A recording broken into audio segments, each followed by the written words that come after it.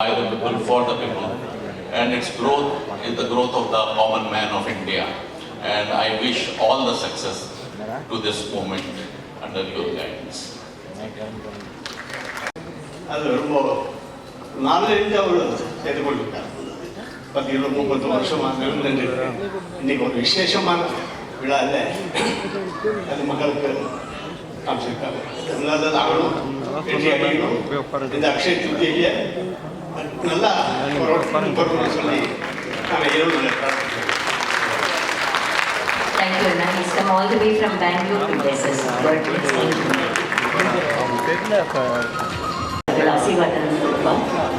And then we launched the Sankalpam board. அவங்களோட சேர்ந்து சங்கல்பம் ஓபன் பண்ணி சங்கல்பம் லோகோவை லான்ச் பண்ணிடுவோம்.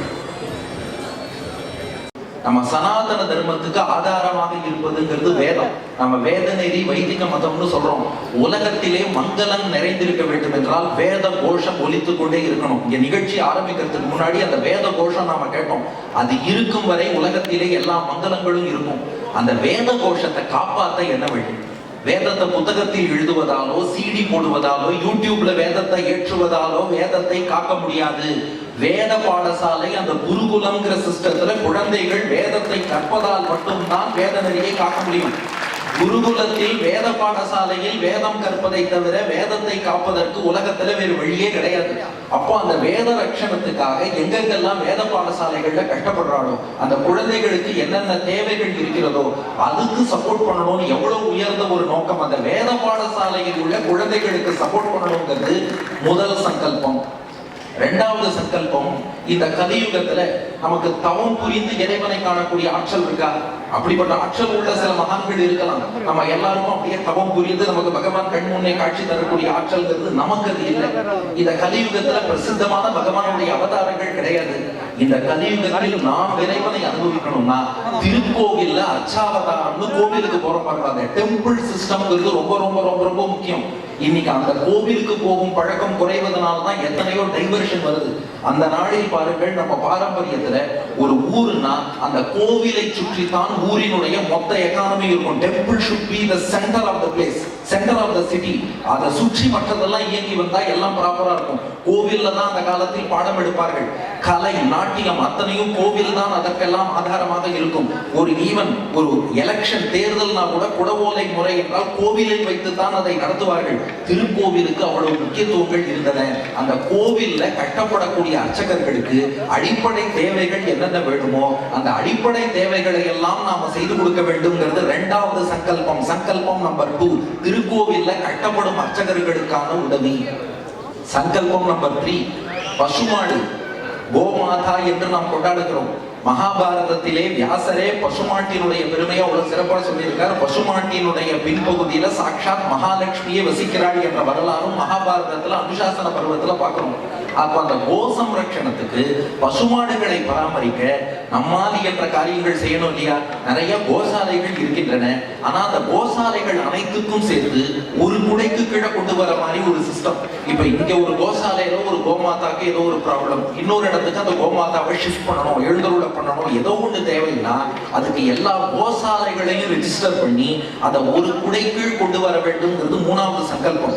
என் தமிழிலேயே மாடு என்றால் செல்வம்னு அர்த்தம். தமிழ்ல திருவள்ளுவர் கேடில் விழுச்செல்வம் கல்வி ஒருவருக்கு மாடல்ல மற்றையவை மாடு என்பதால் என்று செல்வத்தை தான் குறிப்பிட்டார்கள். தமிழ்லையும் சம்ஸ்கிருதத்திலும் கூட ராமாயணத்துல ராவணனே சொல்றான், வித்யதே கோஷு சம்பன்னம். பசுமாடு வச்சிருக்கவன் என்னைக்கா இருந்தாலும் பணக்காரன் ஆயிடுவான். பசு என்பது செல்வத்தின் அடையாளமா. அதான் பாக்குறோம் அண்ணாமலை படத்துல ஒரே பாட்டு தான். பசுமாடு வாங்கி எவ்வளவு பெரிய எத்தனை அடுக்குமாடி ஹோட்டல்களை கட்டி அசோக கீழே கட்டி மேலே ஏறி உட்கார்ந்தாரா இல்லையா அண்ணாமலை? அப்போ பசுமாடுங்கிறது ஒருத்தர் கையில இருந்ததுன்னா,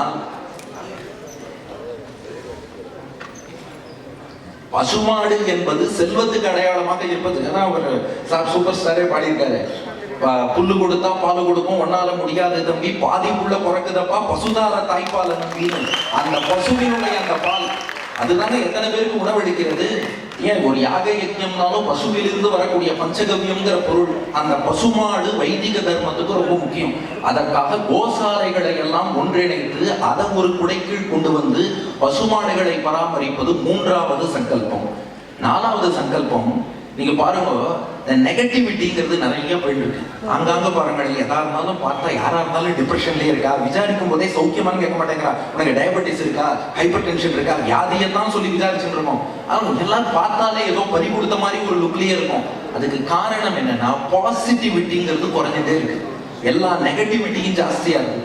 ஏன் நெகட்டிவிட்டிக்கு என்ன காரணம்னா, நம்ம சோசியல் மீடியால அப்படியே முழுகிட்டோம். செல்போனை தேய்ப்பதுதான் வாழ்க்கைன்னு அதையே தேய்ச்சிட்டு இருக்கோமே ஒழிய அதற்கு மேல் வெளியில என்ன இருக்குங்கிறத எதையுமே நம்ம சிந்திப்பதற்கு நேரம் இல்லாம இருக்கு. அந்த பாசிட்டிவிட்டிங்கிறது அந்த நாள்ல நமக்கு எப்படி இருந்ததுன்னா, நிறைய உபன்யாசங்கள், இசை கச்சேரிகள், ஹரிக்கதைகள், காலக்ஷேபங்கள் இதெல்லாம் நடந்து கொண்டே இருந்ததாலே அந்த காலத்துல நிறைய பாசிட்டிவ் எனர்ஜிங்கிறது நமக்கு வந்து சேர்ந்து கொண்டே இருந்தது. ஆனா இன்னைக்கு என்ன ஆயிடுதுன்னா, நம்ம மற்ற விஷயங்களை நோக்கி நோக்கி போய்கொண்டே இருக்கிறோம், இது போன்ற விஷயங்களை விட்டுடுறோம். அப்ப நான்காவது சங்கல்பமாக இது போன்ற நம்முடைய பாரம்பரியத்தை கொண்டு வந்து அனைவரிடமும் சேர்க்க வேண்டும். சங்கல்பம் நம்பர் 4, ஒரு உபன்யாசங்கள், கலை நிகழ்ச்சிகள், கச்சேரிகள், இதன் மூலமாக பாசிட்டிவிட்டியை கொண்டு வந்து எல்லோருக்கும் சேர்க்க வேண்டும். நம்ம அதாவது இந்த பிரேயர்ங்கிற ஒரு விஷயத்தை நாம மறந்துட்டோம். பிரார்த்தனைன்னு ஒண்ணு இருக்கு, அதை இன்னைக்கு மறந்துடுறோம். அதை மறந்ததுனால தான் இன்னைக்கு ஒண்ணும் இல்லை, பள்ளிக்கூட குழந்தைகள் பாருங்களேன், ஒரு எக்ஸாம்ல ஃபெயில் ஆயிட்டா வேறொரு, நான் என்னன்னு சொல்லல, வேறொரு தப்பான முடிவு எடுக்கிறார்கள். எத்தனை நியூஸ்ல பாக்குறோம். காரணம் என்னன்னா, வாழ்க்கையில கஷ்டங்கள் வந்தா பகவான்கிட்ட பிரார்த்தனை பண்ணா அது தீரும். ஆனா அந்த பிரேயர்ங்கிற ஹேபிட் இப்போ குறைஞ்சிட்டே வருது. மீண்டும் அந்த பிரேயர்ங்கிற ஹேபிட்டை நம்ம உண்டாக்கணும். அதை உண்டாக்க வேண்டும் என்றால் இதன் அருமை என்ன, நம்முடைய சம்பிரதாய பெருமை என்ன. ஆரம்ப உரையில சூப்பர் ஸ்டார் அவர்களே சொன்னார், அதாவது வெளிநாட்டுக்காரர்கள்லாம் நம்ம ட்ரெடிஷனோட பெருமையை அறிந்து கொண்டு இதை நாடி யோகா மெடிடேஷன் வந்துட்டு இருக்காங்க. நாம என்ன பண்றோம்னா, இதன் பெருமை என்னங்கிறது அறியாம வெஸ்டர்ன் கல்ச்சரை நோக்கி நாம போயிட்டு இருக்கோம்னா இது எவ்வளவு பெரிய முரண்பாடு என்பதை சிந்தித்து பாருங்கள். அப்ப இந்த பாரம்பரிய கலைகளை எல்லோரிடமும் கொண்டு போய் சேர்க்க வேண்டும் என்பது சங்கல்பம் நம்பர் 4. அடுத்து சங்கல்பம் நம்பர் 5, இது இன்னுமே முக்கியமானது. அதாவது இந்த சனாதன தர்மத்துக்குள் எவ்வளவு உட்பிரிவுகள் இருந்தாலும் நாம எல்லாரும் வேத நெறிங்கிற அந்த ஒரு குடைக்கீழ் தான் இருக்கிறோம். அப்ப எல்லோரையும் ஒன்றிணைத்து நாம இன்னொருத்தரை எதிர்த்து போறோம்னு அர்த்தமே இல்லை. நாம் எல்லோரும் ஒற்றுமையாக இருந்தால் மற்றவர்களும் நம்மை ஆதரிப்பார்கள். அப்போ சனாதன தர்மத்தின் கீழ் இருக்கக்கூடிய அத்தனை பேரும், இதுல எத்தனை கிளைகள், எத்தனை மரங்கள்ல கிளைகள் இருந்தாலும் நமக்கு வேறு என்பது வேதம்ங்கிறத புரிந்து கொண்டு அந்த ஒரு குடைக்கீழே நாம் ஒன்றிணைய வேண்டும் என்பது சங்கல்பம் number 5. Last but not the least, இன்னும் ஒரு பாயிண்ட் சொல்லிட்டு அடியை பூர்த்தி பண்ணிக்கிறேன். கடைசியா முக்கியமான ஒரு சங்கல்பம் என்னன்னா, நம்முடைய பாரம்பரிய ஆர்ட்ஸ்ன்னு எத்தனையோ இருக்கு, அந்த ரொம்ப ரொம்ப முக்கியம். ஒரு சின்ன உதாரணம் நான் சொல்றேன். அடியனுடைய ஆச்சாரியனின் ஆச்சாரியன் ஆசுகவி வில்லூர் ஸ்ரீநிதி சுவாமி கஜேந்திர மோட்சம் பத்தி மட்டும் 4000 ஸ்லோகம் எழுதியிருக்காரு. சொன்னா நம்ப மாட்டீர்கள், கஜேந்திர மோட்சத்தை பத்தி மட்டும் 4000 ஸ்லோகம் குஞ்சரரஞ்சனம்னு. அவர் தினந்தோறும் காத்தால எழுந்துப்பார், கஜேந்திர மோட்சத்தை நினைப்பார். நினைச்சதும் பெருமாள் அனுப்புறவங்க ஒரு ஸ்லோகம் வரும் எழுதிடுவார். காத்தால எழுந்தா கஜேந்திர மோட்சத்தை நினைக்கணும் நினைப்பார், ஒரு பாட்டுக்கு எழுதிட்டே போவார். 4000 ஸ்லோகம் குஞ்சரரஞ்சனம்னு எழுதிட்டார். ஆனா என்ன பிரச்சனைனா, எல்லாத்தையும் கிரந்த லிபியில எழுதியிருக்காரு. இப்போ கிரந்த லிபி படிக்க தெரிஞ்சவா ரொம்ப ரொம்ப ரொம்ப ரொம்ப குறைச்ச. அடியனுடைய ஆச்சாரியன் என்னை கூப்பிட்டு அதை எல்லாத்தையும் எடுத்து தேவநாகரி லிபிக்கு மாத்தி கம்ப்யூட்டர்ல சாஃப்ட் காப்பியா ரெடி பண்ணிருந்தார். என்ன காரணம்னா, இந்த தலைமுறையில நாம பண்ணாம விட்டுட்டு போயிட்டோம்னா அந்த 4000 ஸ்லோகங்களும் அடுத்த தலைமுறைக்கு பயன்படாமலே போய்விடும். இது ஒரு பெரிய விஷயம் இருக்கு. அப்போ ஒரு சென்டர் ஆஃப் எக்ஸலன்ஸ் ஏற்படுத்தி எதெல்லாம் பாரம்பரிய நூல்கள் இருக்கோ அதை பராமரிக்கிறார்கள். அந்த காலத்துல கல்வினா ஆயக்கலைகள் 64 கற்றார்கள். இன்னைக்கு ஆயக்கலைகள் 64 பேரை சொன்னாலே கை தட்டுவார்கள். ஆயக்கலைகள் மொத்தம் 64 இருக்கு. என்னன்னா, அகர விலக்கணம், லிகிதம், கணிதம், வேதம், புராணம், வியாக்கரணம், நீதி சாஸ்திரம், ஜோதிட சாஸ்திரம், தர்ம சாஸ்திரம், யோக சாஸ்திரம், மந்திர சாஸ்திரம், சகுன சாஸ்திரம், சிற்ப சாஸ்திரம், வைத்திய சாஸ்திரம், உருவ சாஸ்திரம், இதிகாசம், காவியம், அலங்காரம், மதுரபாடனம், நாடகம், நிருத்தம், சப்த பிரம்மம், வீணை, வேணு, மிருதங்கம், தாளம், அஸ்திர பரீட்சை, கஜ பரீட்சை, ரத பரீட்சை, அஸ்வ பரீட்சை, கனக பரீட்சை, ரத்ன பரீட்சை, பூமி பரீட்சை, சங்கிராம லட்சணம், மல்யுத்தம், ஆகர்ஷணம், உச்சாடனம், வித்துவேடனம், மதன சாஸ்திரம், மோகனம், வசீகரணம், ரசவாதம், காந்தர்வவாதம், பைப்பிலவாதம், கௌதுகவாதம், தாதுவாதம், காருடம், நட்டம், முட்டி, ஆகாய பிரவேசம், ஆகாய கமனம், பரகாய பிரவேசம், அதிவிசயம், இந்திரஜாலம், மகேந்திரஜாலம், அக்னி தம்பம், ஜலத்தம்பம், வாயு தம்பம், வாக்கு தம்பம், திட்டி தம்பம், சுக்ல தம்பம், கண்ண தம்பம், கட்க தம்பம், அவஸ்தை பிரயோகம்னு இதுதான் 64 கலை. ஆனால் இதன் பெயர் என்ன என்பதை கூட இன்றைக்கு யாருக்கும் நினைவு வச்சுக்கிறது இல்லை. அப்போ இதெல்லாம் ஒரு சென்டர் ஆஃப் எக்ஸலன்ஸ், ஒரு சென்டர் ஆஃப் லேர்னிங் ஏற்படுத்தி இதை பாதுகாப்பதுங்கிறது சங்கல்பம் நம்பர் 6. இது போல பல விஷயங்கள் இருக்கு. நான் ஒரு 6 அடிச்சிருவோங்கிறதுக்காக இந்த 6 மட்டும் சொன்னேன். ஆக அக்ஷய திருத்திகை என்று தொடங்குகிறார்கள். இது அக்ஷயமாக குறைவே இல்லாமல் வளர்ந்து கொண்டே போய் இந்த சங்கல்பம் மட்டும் இல்ல, பாரத சேவா மட்டும் இல்ல, மேற்கொண்டு அவர் எடுக்கக்கூடிய இது போன்ற எல்லா நல்முயற்சிகளும் எத்தனை பெரியோர்கள் ஆச்சாரியர் அனுகிரகத்தாலே, திவ்ய தம்பதிகள் அனுகிரகத்தாலே அக்ஷயமாக பெருகி கொண்டே போக வேண்டும். பொதுவா அக்ஷய திருத்திகைனா நகை வாங்கலாமா, ஷேர் மார்க்கெட்ல இன்வெஸ்ட் பண்ணலாமா அப்படின்னு யோசி. எனக்கு இந்த விஷயங்களுக்கு அட்வைஸ் பண்ணி சப்போர்ட் பண்ணி இன்னைக்கு இங்கே வந்திருக்காரு. அவரோட ரொம்ப பிஸி ஷெட்யூல் அவருக்கு இருந்தாலும் எனக்காக இங்கே வந்திருக்கார். அவருக்கு ரொம்ப நன்றி சொல்லி அவர் ஆசீர்வாதம் சொல்லுங்கள். सहना भवतु सहनौ भुनक्तु सह वीर्यं करवावहै तेजस्विनावतीतमस्तु मा विद्विषावहैः श्रुतं मे गोपाय. மிகவும் ஒரு தேசம் இந்த பாரத தேசங்கள். இந்த தேசம்தான் உலகத்திற்கே வழிகாட்டக்கூடியதான தேசம் எல்லா வகையிலையும். இந்த நாட்டை தான் உலகம் முழுவதும் பின்பற்ற வேண்டும் அப்படிங்கிற மாதிரி அறிவு செல்வம் முதலிய எல்லா வளமும் நிறைந்ததான ஒரு நாடு. நம்ம நாட்டை பத்தி நாம பெருமையா பேசணும் அப்படிங்கிறதுக்காக பேசல. ஒரு சின்ன உதாரணம் சொன்னாதான் இன்றைய தலைமுறைக்கு புரியும். நிறையா நீங்கள்லாம் ஸ்கூல்ல படிக்கிறேன். ஸ்கூல்ல என்னென்னவோ வரலாறு முதலிய விஷயங்கள்லாம் சொல்லி கொடுக்குறார்கள். இந்த 2000 வருஷ வரலாறுல நம்ம நாட்டை நோக்கி எல்லாரும் வந்தார்கள் அப்படின்னு வரலாறா, நாம வெளிநாட்டை நோக்கி போனோம்ங்கிறது வரலாறு. நம்ம நாட்டை நோக்கி தான் எல்லாரும் வந்தார்கள். எதற்காக வந்தார்கள் அப்படின்னு சொன்னால், ஆரம்ப காலங்களில் அறிவு செல்வத்தை தேடி வந்தார்கள். அதன் பிறகு மற்ற செல்வங்களை கொள்ளையடிக்கிறதுக்காக வந்தார்கள். இப்படி எத்தனையோ சொல்லலாம். இந்த ராவணனை வதம் பண்ணும்போது ராமாயணத்துல அவனோட 10 தலைய 100 தடவை அறுத்தார் ராமர், திரும்ப திரும்ப முளைச்சுது அப்படின்னு சொல்றது ராமாயணம்.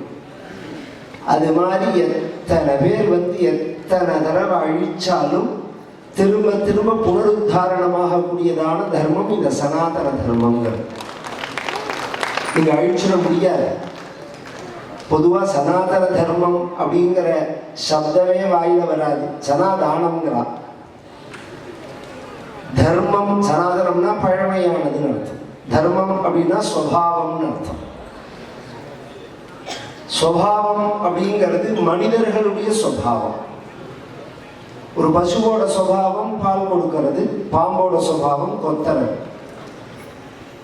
நாம் ஒரு பொழுதும் அனுமதிக்க கூடாது என்று நாம் சங்கல்பம் ஏற்றுக்கொள்ள வேண்டும். இந்த கை இதுக்கு மட்டும்தான் தட்டணுமே தவிர்த்து நம்மளை கேலி பண்ணி காட்சிகள் அமைச்சிருந்தா கை தட்டக்கூடாது. அதுக்கு நாம இந்த பிளாட்ஃபார்ம்ல ஒரு சங்கல்பம் பண்ணிக்கணும். சனாதன தர்மம் என்றால் நாம் பாடசாலைகளை வளர்ப்பது மட்டுமில்லை, பாடசாலையில் பயிலும் பிள்ளைகளுக்கு நம்முடைய பெண்களை கல்யாணம் செய்து வைப்பதும் நாம் செய்து கொள்ள வேண்டிய சங்கல்பம். பாடசாலை பசங்க படிச்சுட்டே இருந்தா அப்புறம் யார் வருது? இன்னைக்கு நமக்கு ஒரு பெரிய ஆஸ்பிஷியஸ் டே என்ன பார்த்தீங்கன்னா, பிரக்ஞானந்தா, வைபவ் வைஷ்ணவ், சத்ய சந்திரசேகரேந்திர சரஸ்வதி இளைஞர்கள், சனாதனர்களான இளைஞர்கள் நமக்கு இந்தியாவிற்கு எதிர்காலத்திற்கு வழிகாட்டிகளாக இருக்கக்கூடிய நாளாக இப்ப அமைஞ்சிருக்கு. பிரக்ஞானந்தா நெத்தியில விபூதி இல்லாமல் பிரக்ஞானந்தாவை பார்க்க முடியாது. என்னென்னமோ பண்ணி பார்த்தா பாவம் இல்லையா? அவருடைய நாலேஜையும் அதை அழிக்க முடியல. நெத்தியில விபூதி இல்லாமல் பார்க்க முடியாது. நேத்து நான் 14 வயசுல 100க்கு 35 மார்க் வாங்குறதுக்கு யோசிச்சேன் சார். அவன் 35ல 100 பால் அடிச்சுட்டு போயிட்டான். 100 ரன் அடிச்சு போயிட்டான். அந்த சின்ன பையன் வைபவ் வைஷ்ணவ். நான் 100 மார்க்கு 35 வாங்கி பாஸ் ஆகலாம்னு நினைச்சிட்டேன். 35 பால்ல 11 சிக்ஸரோட படபட அடிச்சுட்டு சுவாமி வைபவத்தை அப்படி ஆட காமிச்சிட்டு போயிட்டார் வைபவ் வம்சி. அது போல இன்னைக்கு காத்தால 20 வயசு ஆரம்பம்.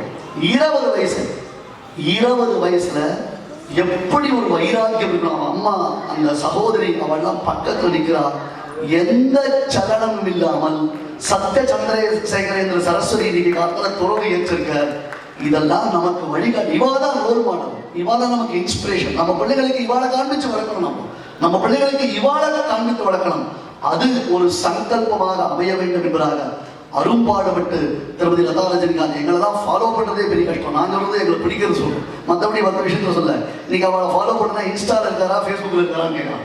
நாங்கள் சொல்றது கேரக்டரில் ஃபாலோ பண்ணு, அவருடைய உபதேசத்தில் ஃபாலோ பண்ணுங்க. ஆனால் இத்தனை பேரை திரட்டி பொறுமையா எல்லாத்தையும் ஹேண்டில் பண்ணி ஒரு பக்குவமா பெரியவாரிடத்துல கலந்து ஆலோசித்து ஒரு ஸ்ட்ராங் ஃபவுண்டேஷன், அது பேஸ்மெண்ட் வீக்கு பில்டிங் ஸ்ட்ராங்கா இல்லாமல் நல்ல ஒரு ஸ்ட்ராங் ஃபவுண்டேஷனாக திருமதி லதா ரஜினிகாந்த் அவர்கள் இன்றைய தினத்தில் ஏற்படுத்தியிருக்கிறார்கள். இதற்கு இந்த மேடையிலேயே நாம் எல்லோரும் சேர்ந்து அவர்களுக்கு எல்லா விதத்திலும் உறுதுணையாக இருக்கிறோம், இருப்போம் என்பதை சங்கல்பமாக. ஆஃப்டர்நூன் இவர்கள் எல்லாரும் இருக்கும்போது எங்கள் ஃபார்மர்ஸ் வந்திருக்கா, விவசாயிகள். விவசாயம் வாழ்ந்தால் தான் ஒரு நாடு வளமாக இருக்க முடியும். அந்த விவசாயிகள் எல்லாம் நாங்கள் கொஞ்சம் ஸ்டேஜில் ஒரு நிமிஷம் கூப்பிட்டு இவர்களோட ஆசீர்வாதத்தோடு போகணுன்னு. இங்கே வந்திருக்கிற விவசாயிகள் 2 வருஷம் 3 வருஷம் முன்னாடி விதை நெல் கொடுத்து அவங்களுக்கு நாங்கள் ஃபார்ம்ஸில் கொடுத்து அமிச்சோம். அதுவும் இல்லாமல் மற்ற ஃபார்மர்ஸும் வந்திருக்காங்க. ஒரு நிமிஷம் ஸ்டேஜுக்கு வந்து பெரியவர்கள் இருக்கும்போதே நீங்கள் வந்துட்டு போயிட்டீங்கன்னா நாங்கள் அடுத்த ப்ரோக்ராமுக்கு எங்கே இருக்கீங்களோ ஃபார்மர்ஸ் கொஞ்சம் அதுக்கு முன்னாடி வாழ்க்கை நாங்கள் வாங்க, பின்னாடி வாங்க, கல்யாணம் பின்னாடி அப்படியே வாங்க. இவங்க எல்லாம் எல்லா ஊர்லேருந்து வந்திருக்கிற ஃபார்மர்ஸ், விவசாயிகள் வாங்க. அவங்களுக்கு இருக்கிற நாலேஜ் பார்த்தா நம்மளுக்கு சாதாரண கொஞ்சம் தள்ளி அப்படி வந்திருப்போம். எல்லாரும் நிற்கிற மாதிரி வாங்க, எல்லாரும் வாங்க வாங்க. விவசாயிகள், காட்டேஜ் இண்டஸ்ட்ரீஸ் எல்லாரும் வெளியூர்லேருந்து வந்து நாளைக்கு ராகவேந்திரா மண்டபத்தில் காட்டேஜ் இண்டஸ்ட்ரீஸ் மற்றும் விவசாயிகளுக்கான ஒரு கண்காட்சி நடக்குது. அதில் எல்லாரும் தள்ளி உட்காந்துக்கோங்க, மேலே படாமல் அப்படியே உட்காந்துக்கோங்க. இல்லை முன்னாடி இடிக்காமல் உட்காந்துக்கோங்க. நிறைய இடம் இருக்குது, நிறைய இடம் இருக்குது. இவங்க எல்லாரும் வந்திருக்காங்க. காட்டேஜ் இண்டஸ்ட்ரீஸ் எக்ஸிபிஷன் இருக்குது. எல்லாரும் வந்து பல பொருட்கள் வாங்கலாம். ஃபுட் கோர்ட் இருக்குது, பசங்களுக்கு விளையாட இடம் இருக்குது, சயின்ஸ் எக்ஸிபிஷன் இருக்குது. இவங்க எல்லாரும் ஒன்றா சேர்ந்து ஒரு கேமராவில் உங்களை ஆசீர்வாதம் பண்ணுறதுக்கு தான் நீங்கள் எப்படி இருக்குமா? எத்தனை கோஷாலைகள், எத்தனை வேத பாடசாலைகள், எத்தனை பாகவதால் இருக்கா, எத்தனை புரோஹிதால் இருக்கா, எல்லாமே ஒரு ரிஜிஸ்டர்ட் டாக்குமெண்டடாக ஒரு சென்டர் ஆஃப் எக்ஸலன்ஸ்குள்ளே அது எப்போ இருக்கும். அதே மாதிரி பிரவச்சனங்களை காப்பாற்றுறது, எல்லா இடத்துக்கும் கொண்டு போகிறது, கிரந்தங்களை காப்பாற்ற எல்லாம் சொல்லியிருக்கா. இதுதான் எங்களுடைய முயற்சி. இன்னைக்கு ஒரு சின்ன ஆரம்பம் தான், எல்லா விஷயத்தையும் சொல்கிறதுக்கு டைம் இல்லை. இருந்தாலும் எல்லாரையும் ஒன்றா கூட்டி உங்களுக்கு காட்டணுன்றது தான் இந்த இது. நாளைக்கு ஃபர்ஸ்ட் அன்னைக்கு ஆஃப்டர்நூன் 3 மணிலேருந்து 9 மணி வரைக்கும், செகண்ட் அண்ட் தேர்ட் அன்னைக்கு ராகவேந்திரா மண்டபத்துக்கு எல்லாரையும் கூப்பிடுறோம். அங்கே வந்து நீங்கள் பார்த்து உங்கள் குடும்பத்தோடு வந்து நீங்கள் நம்மளோட இந்தியா நாடோட பாரம்பரிய பொருட்களும் சரி, எக்ஸிபிஷனும் சரி, ஷாப்பிங் மாதிரி நீங்கள் வரலாம். அங்கே பார்த்தீங்கன்னா உங்களுக்கு எல்லாமே